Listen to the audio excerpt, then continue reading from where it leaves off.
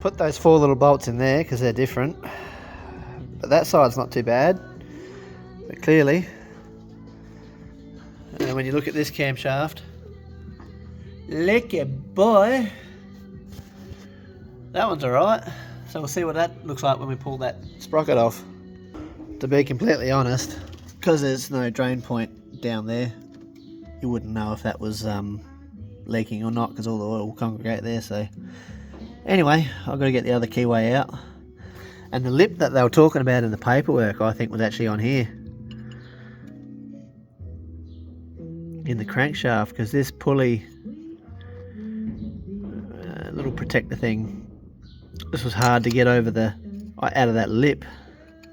So I think at some point the harmonic balance has been loose. So yeah, anyway, it's not the end of the world. It'll certainly go back together quite happily. I managed to get that off without bending it. It already had a couple of whipples in it, but yeah, it's nothing we can't paint straight anyway. So there's a little bend in there. It's not just the camera, it actually is a bend. You can see where it's been driving against the belt, that's normal. And there's an oil mark at the back here, even after I've wiped it clean. So yeah, like I don't think that seal there is actually leaking, but we're going to do all 3 of them. And there's 4 in the kit, which means that there's obviously 2 different sizes for one of them. So yeah, because there's an early model like this one, and there's a later model which has got different seals. I don't know what the difference is, probably journal size for the cams, maybe. Or could be oil pump. So yeah, so for those that don't know, that's the oil pump. So yeah, all these VGs, RBs, CAs all have the oil pump at the front, probably SRs and stuff like that too. It's only old L20Bs and L28s and stuff like that with the oil pump down the side, driven off of a right angle worm drive. But yeah, this has got its own flat spot on the crank to drive the oil pump. Now in the RBs, the screws come out the back of the oil pump and you lose oil pressure, especially when you're not so much in the 26s and stuff like that, but in the RB30s when you like skidding them and stuff.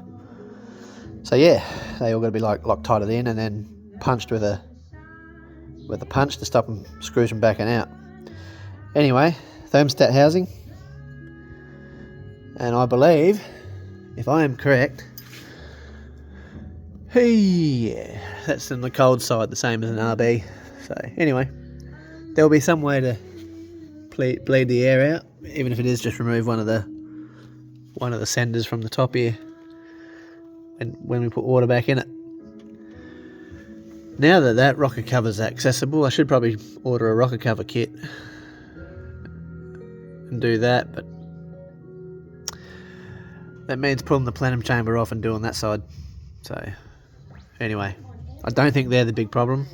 They were loose. I did up what I could get to because that side's a bitch. But anyway, I'm rambling. Still got an air conditioner hose to pull off, the high pressure hose that runs under here, this one here, and go get that fixed, and then I can gas the aircon when it's back together. So yeah, because everything else on the car except for the cruise control works. And that's neither here nor there because, well, fuck it, we've gone this long without cruise control. I've looked into it. I can make this motor here,